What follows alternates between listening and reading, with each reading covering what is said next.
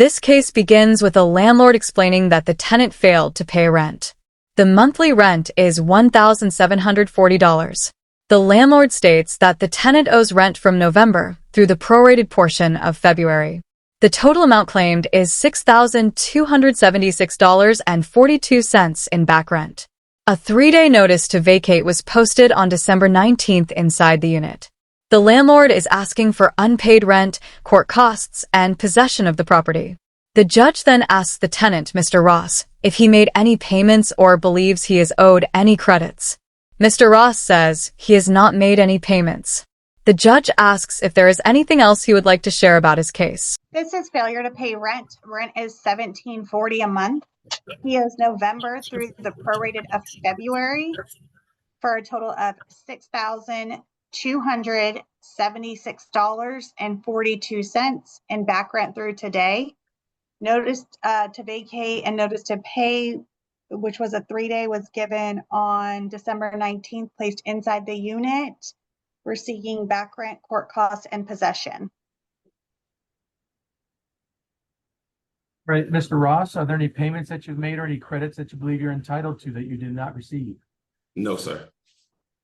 Is there anything else you wish to share with me today regarding your case? Yes, sir. Looking here at the paperwork, in the filing, under number 2, it says that the tenant rented this property on or about June 13th, 2026. Are you talking about on the petition, the original petition? I'm sorry? Where are you reading that from? I'm reading from the paperwork that I was given when I was served. It's All right, the petition. It is the petition, all right. And also, Mr. Ross points out an issue in the paperwork he received. He says the petition states that the property was rented on June 13th, 2026, which is a future date. He also mentions that the rent due date listed is September 1st, 2025. He argues that the incorrect dates make the paperwork invalid. The landlord responds that this is only a typographical error. She argues that the mistake does not affect the substance of the case. She says the tenant knows he signed a lease and knows he did not pay rent. The judge listens carefully to both sides. The judge prepares to explain how such errors are treated in this court. underneath that, the number 3, the rent of $1,740 per month is due on September 1st, 2025. Okay. And?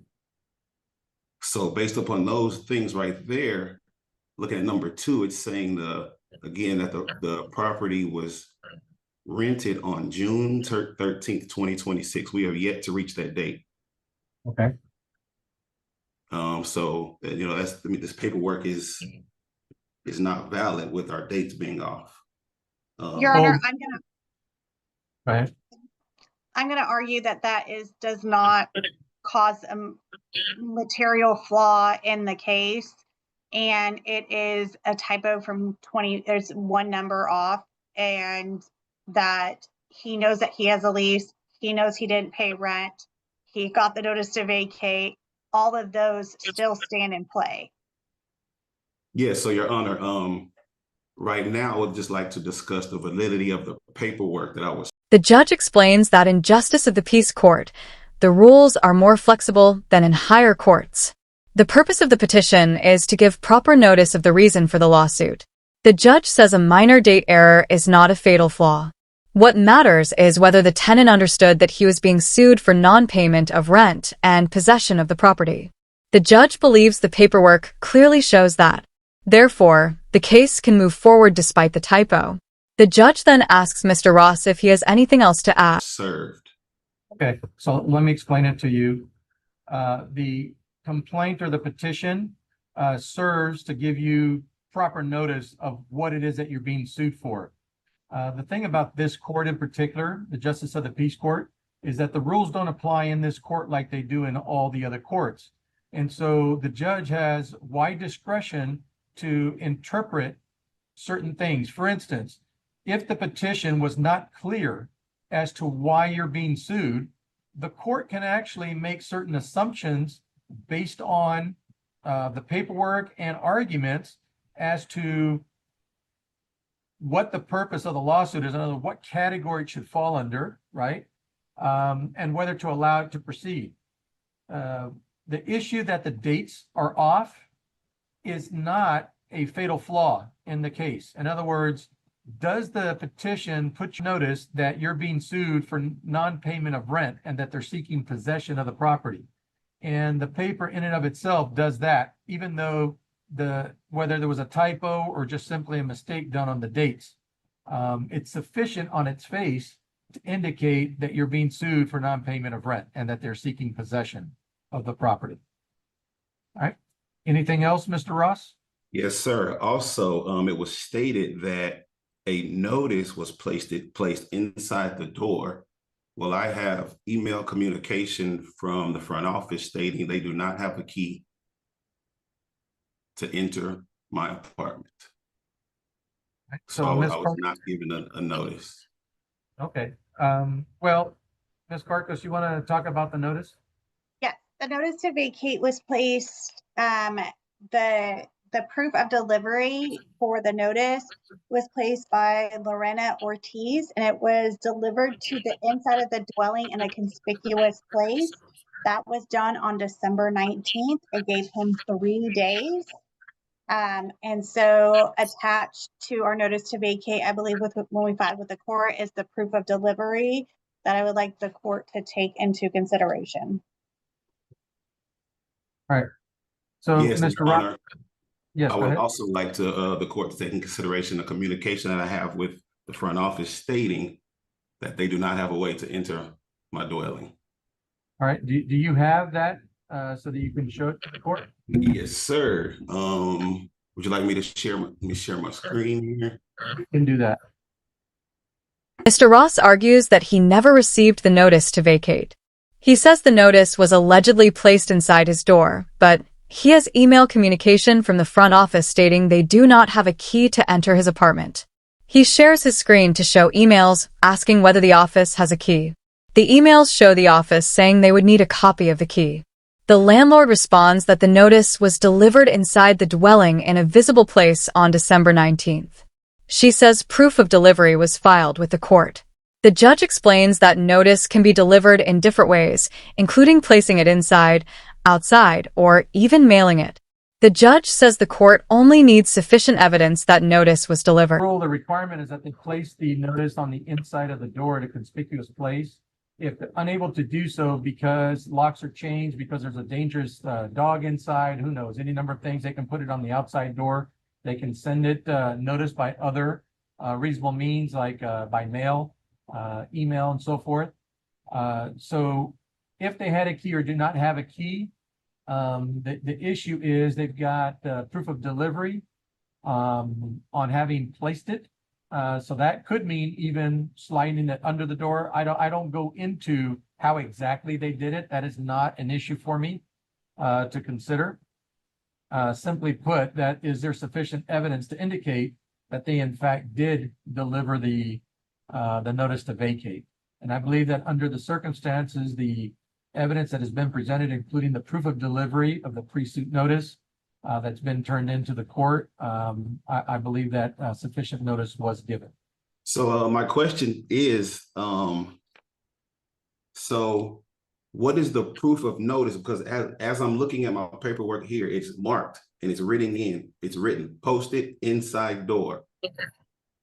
But again, we just saw they do not have a way to get inside the door. So I'm curious why Your Honor, the information is false on the paperwork, why they said something that is not true. Your Honor, I would argue that the response was that they didn't have a key. He was asking them if they had a key. They never responded that they didn't have a key. They just said that they would need a copy. That doesn't mean that they don't have a copy. That wasn't the proof in the wording. It could have been if he's telling them that he needs to drop a key off, their quick response is, okay, well, we'll need a copy. They're not going to check right then and there. that they never admitted in that email chain that they never had a copy of the key. So, And hold on, Mr. Ross, I'm not going to make any assumptions or try to guess as to whether they had a key or not. I know that as of the date, which was yesterday, they said they need a copy of it. I'm not going to make any assumptions as to what happened back in December, whether they had a copy at that time or they didn't have it then, or if they needed it now. Simply put, I think that it's sufficient with the proof of delivery and the notice to vacate that they provided a copy that a valid notice to vacate was given.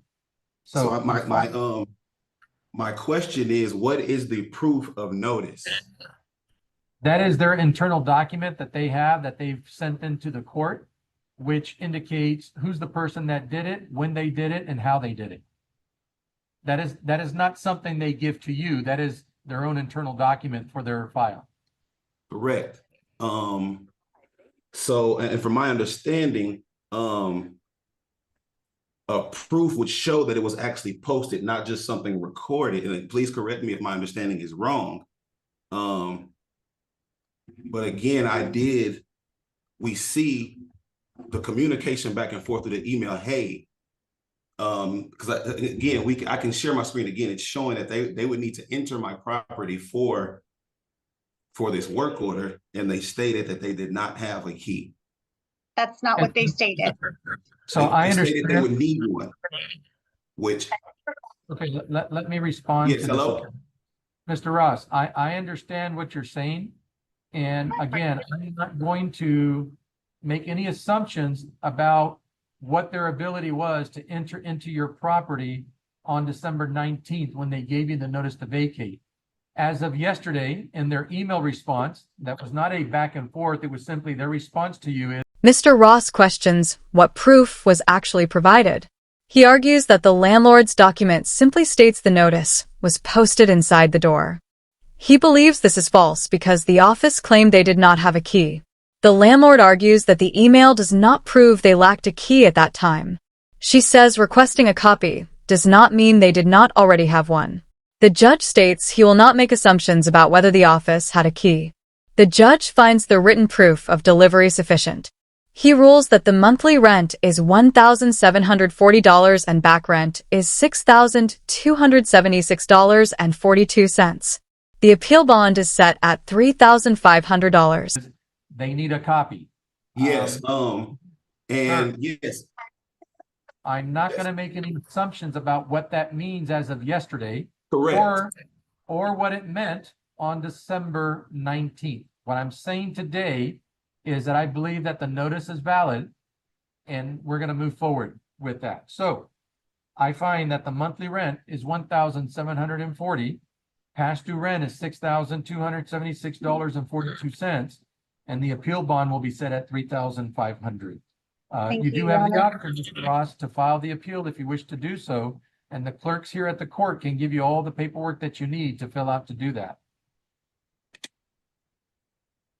Sir, I never received notice, and that's the point that I'm trying to make. And I even communicated with I hear what you're saying, but I communicated with the front office, and it shows. I asked them if they had a way to enter the property.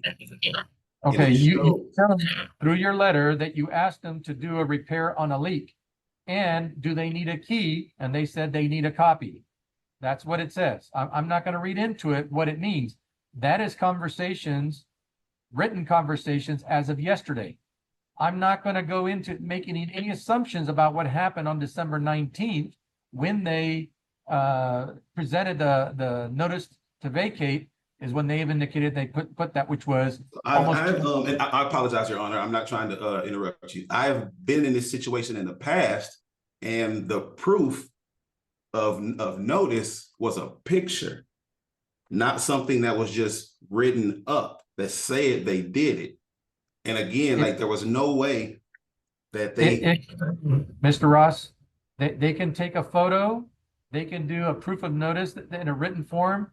I've been doing this for more than 9 years now, and I've seen it in many different ways. So unfortunately, it doesn't have to be a photo. It can be any measure of proof.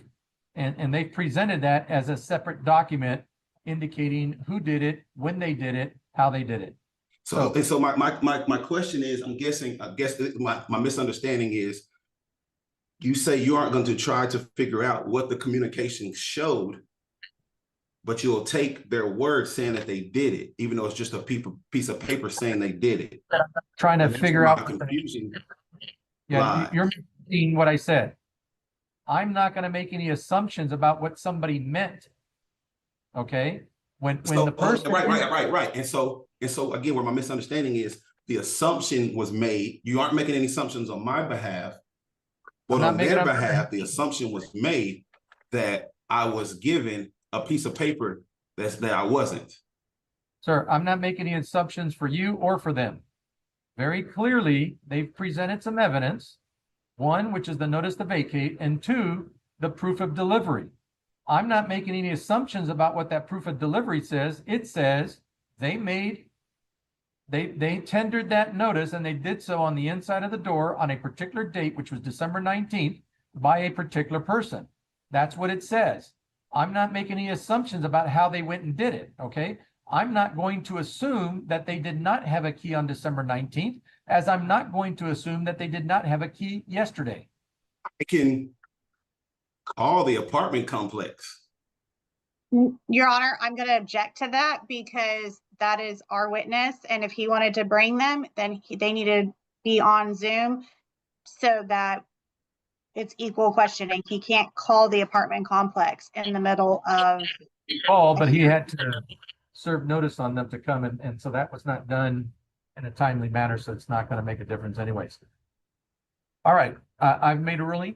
Mr. Ross, like I said, you are free to appeal the decision. There is a process for that. The clerks here can give you all the paperwork that you need. All right, thank you all. Good luck to you, sir. Thank you, Your Honor. This is failure to pay rent. Rent is $1,500 a month. She owes $1,262.52 for October, the full amount for November, December, January, and the prorate amount for February, for a total of $6,673.27 and back rent through today. Notice to vacate and notice to pay, which 30 days, was given via certified mail on December 15th. We're seeking back rent, court costs, and possession. Ms. Center, are there any payments that you've made or any credits that you believe you're entitled to that you did not receive? Yes, as a matter of fact, they have $3,200 sitting in their safe. Even though my lease says they do not accept partial payments, they accepted $3,200. And I have an email, even though I cannot show you because I'm on my phone, that they would like us to pay them $877 more by this Friday, and they will cancel the constable or whatever coming after this court date. But they have $3,200 they said is sitting in their safe that we have given them, and they have not posted. When did you make that payment? We made it on 2 separate occasions. So it's $3,200 for two Total. separate amounts? Total. Yeah, it's total. Yeah. 3,200. If you give me 2 seconds, I can go grab the money order receipts and get the date for you. Yes, I need to see that. Okay, give me 1 second. In the meantime, Ms. Karkos, if you can look up to see if there are any notes that they've accepted a payment. I don't have anything in my stuff. They might have been holding it for them to get the total amount, which is why it hasn't posted to the account. Okay, so it's 4 of them because they've done it 800 on each money order, but here's one. And it was done on no, I'm sorry. I have no idea how this works. But here we go. I don't know if you can read the date. I cannot. It's either too close to the camera, so it's not zooming in on it, or it's not focused. And that for me is too far because I'm getting old, so I can't see that. Oh, Oh, January 12th of 26 for 2 of them, and January 27th for the other 2. All right, so you just gave those within the last month. Yes, so they have the $3,200 sitting in their safe. She told me. I have an email. I just can't access it because I'm on my phone. And they said as long. I'm sorry, what? Ms. Carcos, do you show a credit for $3,200 at any point in the ledger? I do not. No, The because they last, said they're not going to post it until we pay them the $877 by Friday. All right. What about have you checked to see if they've been cashed? No, they haven't, because Amy, the assistant. A second case begins involving another tenant. The rent is $1,500 per month. The landlord claims $6,673.27 in back rent from October through February. A 30-day notice to vacate was sent by certified mail on December 15th. The tenant, Miss Center, says the landlord is holding $3,200 in money orders that have not been posted. She explains that the office told her they would only apply the payment if she pays an additional $877 by Friday.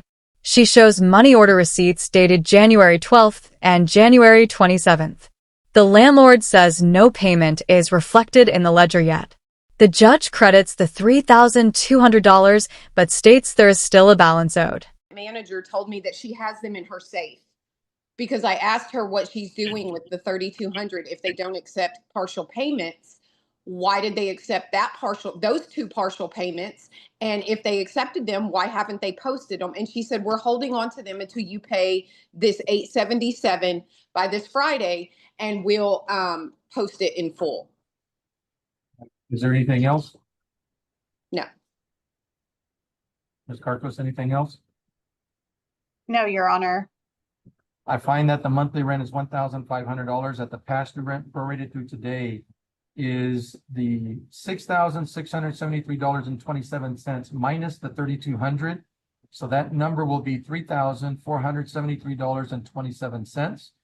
The appeal bond will be set at $3,000. So Ms. Center, I'm going to give you the credit for the $3,200, but it's still not paid, the amount that's due. So you're still going to have to go through this process to try and either work that out. If they return that money to you, then you can, which I doubt they're going to do, but you still have a balance. There's still going to be the eviction there until the entire amount gets settled. Okay. All right. Anything else? No. No, Your Honor. Thank you. All right. Good luck to you both. Thank Well, you. Ms. Center on your case. This is failure to pay rent. Rent is $1,530 a month. He owes January and the prorate of February for a total of $2,458.92 in back rent through today. Notice to vacate and notice to pay 5 days was given on January 6th. It was taped to the front door, mailed and emailed. He has been. The third case involves rent of $1,530 per month. The tenant owes $2,458.92 for January and part of February. A 5-day notice was given on January 6th by posting, mailing, and email. The tenant explains he is a single father supporting his daughter in college and his elderly mother. He says he has $2,500 in his account and will receive more money on Friday to pay the balance. The judge expresses sympathy, but reminds him the landlord has a business to run. The judge rules that the rent owed is $2,458.92 and sets the appeal bond at $3,000. The tenant is encouraged to negotiate before the deadline. Before, we're seeking back rent, court cost, and possession. All right, Mr. Whitley, are there any payments you've made or any credits you believe you're entitled to? No, sir. I know it has nothing to do with it. I know it's not the apartment's fault, but I'm a single father. I have a daughter in college. I'm paying her college tuition and rent and helping my mom, which is 71 years old. So I have contacted the office and told them on multiple occasions that I'm going to be late due to me paying my daughter's tuition and her rent because she's in at Texas State and my mother is in Houston, and she's 71 years old, and she don't work, and she can't work because of health conditions. So I totally understand. I have $2,500 in my account. I get paid Thursday night at 10 p.m. So Friday morning, they will have the rest of their money for the rent, so I can get caught up. Mr. Whitley, and I can appreciate the difficulty you're going through and the stress of trying to balance all of these things. I've been in your position before, so I know how you feel. That's understandable. And I get Yeah. that, and not trying to cut you off, Jan. I get that they have a business to run. So that's why I'm not trying to argue with nothing. But I know I have 25 in the bank, and I get paid 10 o'clock Thursday night. So Friday morning, Friday afternoon, when I get off at 2 o'clock, because I work for Capital Metro, I will go secure their funds and will give them their money that's owed to them. Okay. Do what you can to talk to them, because again, you have until Tuesday of next week to negotiate something, work something out, or move out. So I wish you the best of luck at that. In the meantime, I find that the monthly rent is 1,530, that the past due rent prorated through today is 2,458 and 92 cents. The appeal bond will be set at $3,000. Good luck to you, sir. Thank you. Thank you, Your Honor. May I be excused? Yes, ma'am. Have a good day. Thank you. You too. This is for failure to make payment for the month of January, for the amount of $2,750. The notice to 50? vacate, yes. The notice Okay. to vacate was posted in front of the door as well as inside of the door on January 26th. The tenant was given 3 days to vacate. And we're seeking back pay for January and prorated amount for February, as well as property. And has Mr. Velasquez been late Yes, previously? yes, for the month of October as well as November.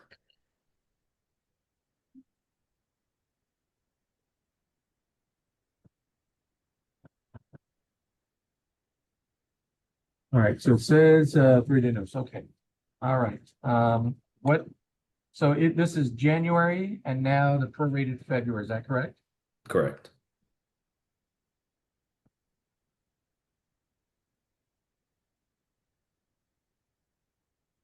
So that's 1669 and 64 cents for the month of February.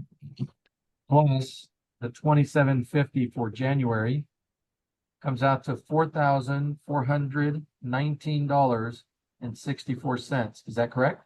Correct.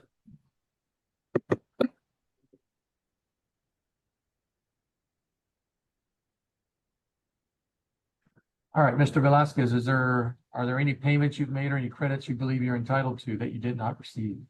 So he said that I was late on my payments for, I think it was like October and November. I've never been late on a payment before the month of January. All right. So, Mr. Mahari, tell me about his late payments. So just to give some context, at the property, there were 3 tenants, including him. And 2 of those months, which were October and November, he was late on payment, which his tenants had, or his roommates had to cover for him.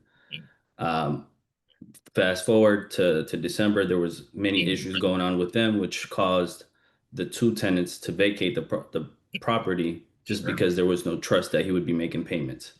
Now, there was a petition for him to vacate in the last year, and the judge mentioned that the notice was delivered in the wrong way, which was an envelope.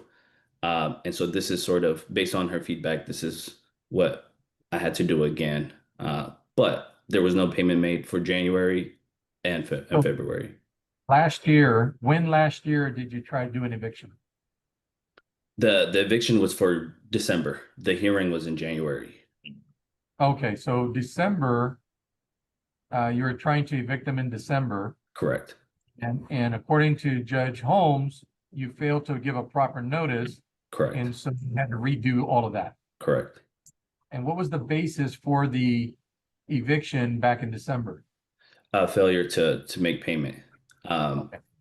Again, go ahead.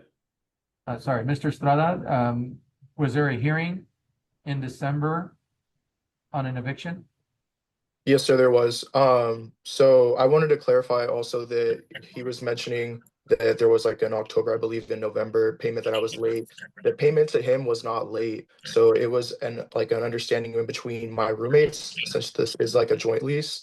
So I've never actually been late on a payment to my landlord. So I feel like that's not very valid to say that if I've been late on a payment, because that's kind of an agreement between me and like the co-tenants that are also on the lease. When it came to delivering the payment, it wasn't late. So Well, what is your understanding as to why there was an eviction hearing in December? after there's been a lot of a conflict in between like me and my roommates, kind of like unnecessarily. But But I the only way that they can get an eviction is if there are lease violations mm, or because of non-payment of rent. So was he trying to evict you for lease violations?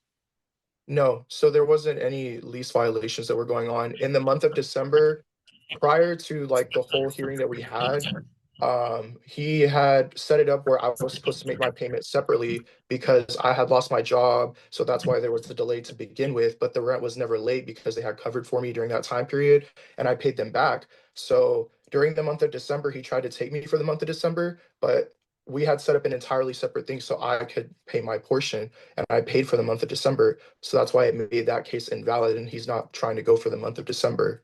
Because Sir, Well, technically, just All it does is Judge Holmes decided that the notice wasn't proper, okay? Mhm, I don't know what agreements you all worked out, and it's not relevant to this case what agreements you worked out, as mhm, long as he's accepting your payment, if he's accepting it late or how he does it, that is between the two of you. That is the only issue that the court needs to know is, was the rent late, right? To determine whether or not a 3-day notice is sufficient or a 10-day notice is sufficient. But the mere fact that there was an eviction hearing in December would suggest either payment was late or there's lease violations, and you acknowledge that it's not a lease violation. So the mhm. only other option is late payment, But right? like, Now, if you work something out where he allowed you to make a payment arrangement, it's still late. mhm. All So right. he accepted, like, it's a joint lease, Your Honor. So like I don't understand like how, if he told me very directly, like we set up a separate payment for me to pay my portion because I only pay a third of the rent. So the whole reason why my like roommates were allowed to even vacate the property was because they had made like substantiated allegations against me. And whenever there wasn't concrete evidence, that's when he allowed them to The fourth case involves rent of $2,750 per month. The landlord seeks $4,419.64 for January and prorated February. The tenant, Mr. Velasquez, disputes claims that he was previously late. The landlord explains that there were 3 tenants on a joint lease. He claims the tenant was late in October and November, and roommates covered his portion. A previous eviction attempt failed due to improper notice. The judge says prior eviction proceedings suggest late payment occurred. The judge clarifies that private arrangements between roommates are not relevant. What matters is whether rent was late under the lease. vacate the property because he initially told me that I should vacate the property. But when I told him that there wasn't any solid evidence as to what they were claiming against me, that's when they decided that they wanted to leave the property and they claimed that there was distrust and like a lot of issues going on. Okay. So as I mentioned in some of the other cases, it's not my role, and I'm not allowed to get into your negotiations that the two of you entered into, and I don't take those things into consideration, right? Mhm. So if he allowed them to leave early, that's between him and them. If he Mhm. asked you to leave early and it was going to allow you out of the lease and you opted not to, that's between the two of you. None of that is relevant today. Mhm. Okay. The only issue that's relevant, because you raised the issue of notice, is whether you've been late before. Now, there was a hearing that was held for non-payment of rent. That was in December. And that case was dismissed, not because of anything other than the notice wasn't done properly. Mhm. Okay? So the issue for me today is whether it's a 3-day notice or a 10-day notice. Mhm. And the fact that there was a prior eviction hearing is strong evidence that there was a late payment. So again, whether he allowed you to make it late or if he made arrangements with you, that's between the two of you. That has nothing to do with me here today. Your Honor, he had like confirmed and accepted my payment. So he was like, thank you so much for paying your portion of the rent. That's right. He accepted your late payment. That's still a late No, payment. it was on time, Your Honor. So I paid it like before like December was Sir, over. So if I I paid could it on just, time. Your Honor, if I can object, these 3 tenants are on one lease, right? Because of the conflict that had happened as soon as he entered the property, which with just being late twice, where the roommates had to cover, they no longer wanted to keep paying for him, which is the reason they left. So the payment that he's referring to is a portion of the total amount. So the other 2 tenants, have not paid it. So what he's trying to say is that there was a separate conversation between him and I where he's able to make his portion of payment directly with me. And the reason behind that is because I didn't want the other 2 tenants to get penalized. Now, the payment that he made is a portion of November's payment. So there's still 2/3 of that was never paid, including December, and now January as well as February. The judge finds that rent had been late previously and that proper notice was given. He rules the monthly rent is $2,750 and back rent totals $4,419.64. The appeal bond is set at $5,500. The tenant asks about the appeal process. The judge explains he has until Tuesday at 4:30 p.m. to file an appeal. If he files an affidavit of inability to pay, a hearing will determine eligibility. The judge explains that rent must still be paid during appeal. The tenant is advised to visit Justice of the Peace Precinct 3 in person for paperwork. I'm satisfied that the rent has been paid late in the past. So I find that the monthly rent is $2,750. Past due rent prorated through today is $4,419.64, and the appeal bond will be set at $5,500. Good luck to you, sir. Can I just say one more thing? So my roommates have went out of their way to basically state that I was violent and a criminal to my landlord, and he had initially asked, and I think I don't understand, how am I the only one being taken if this is a joint lease? So I'm not the only one that's on the lease. He's let them out of the lease. That's Mhm. up to him. If he wants to sue them or if he doesn't want to sue, that's up to him. That has nothing to do with the court. I don't decide who the plaintiffs are or who the defendants are. Mhm. Even with like this new case though, I was only given a 3-day notice. I find that all the requirements have been met. Okay. Thank you, Your Honor. How do Thank you, I sir. moving forward? So you can appeal this decision. You can contact the court here and they can give you the paperwork that you need to appeal if you wish to do so. Your Honor, can I Okay. just get the date, please, for when that time frame will expire? He has until Tuesday at 4:30 to file his appeal. After that date or after that time, you can file the writ of possession. And then how does that work again? So Thank you, Your Honor. if I do the appeal, then like y'all go through the process of like verifying whether it's valid or not? If you file an affidavit of inability to pay, then we have a hearing to determine if that in fact is correct. If I determine that that is correct, then the appeal is automatic at that point. You still have to pay the rent in cash. And in your case, it's the full 2,750, unless of course, if he's let them out, you're going to have a different issue that you're going to have to deal with as to what agreement you entered into between you and the landlord, or which portion he owes and which portion they owe, and those things. That's between you and Mr. Mahari. Okay, so I need to go to where to do all of this again? This court, and they can send you via email any paperwork that you may need to Okay, to what file. was this court again? This is Justice of the Peace Precinct 3. Okay, so I need to go in person to file my inability to pay.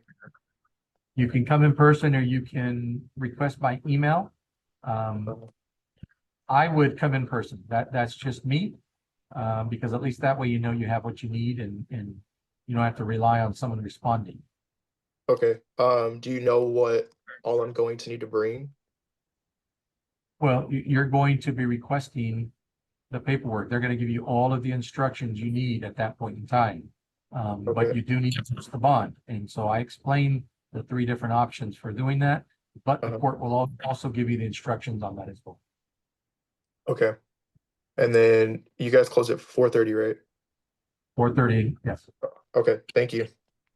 Thank you, sir. Your Honor, we are here on a forcible detainer case for non-payment of rent. The lease which is attached to our petition as Exhibit A or Exhibit 1, began back in June of 2025 and was to end in June of 2026. The lease does have 2 tenants on it, but I want to make sure the court takes note that Miss Tiffany already vacated, and so we are not seeking an eviction or a judgment against her, only against Mr. Priviano. And that's the only person named in the lease or in the petition. He failed to pay rent for the months of December 2025, January 2026, and February 2026. A notice to vacate was mailed via first class mail to the property on January 27th, 2026, and it is attached to our petition as Exhibit B. This is not the first month that this tenant was late, and therefore it was a 1-day notice to vacate, which is permitted under the lease, Your Honor. The monthly rent is $2,850 per month.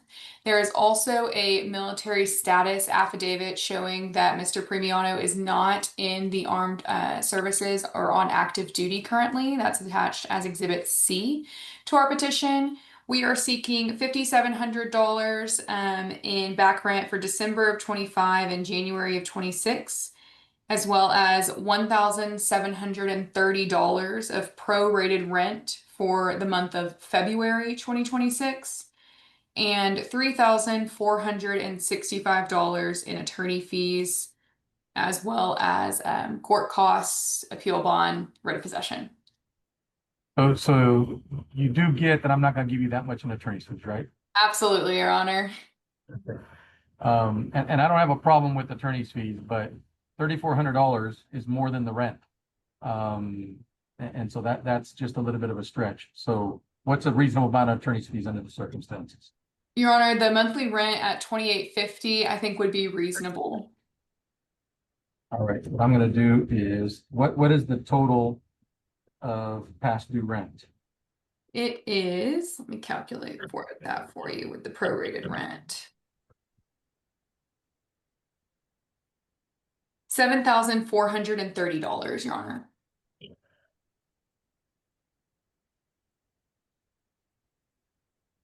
$74.30 and 36 cents. So this is what I'm going to do. I'm going to, first of all, find that the monthly rent, well, first of all, that the defendant failed to appear today, even though notice to do so. That his monthly rent is $2,850. That the past due rent prorated through today is $7,430.36. That'll be the judgment amount. Plus, I will grant $1,500 in attorney's fees. Court costs, filing fees, those will be separate from this amount. The appeal bond will be set at $5,700. Anything else? Nothing further. Thank you very much. The final case involves a lease that began in June 2025 and ends in June 2026. Only one tenant remains after the co-tenant vacated. The tenant failed to pay rent for December, January, and February. A 1-day notice to vacate was mailed on January 27th. Monthly rent is $2,850. The landlord seeks $7,430.36 in back rent and attorney's fees. The judge states the requested $3,465 in attorney's fees is too high. He awards $1,500 instead. The total judgment includes $7,430.36 plus attorney's fees and court costs. The appeal bond is set at $5,700. The hearing concludes with the judge issuing his final ruling.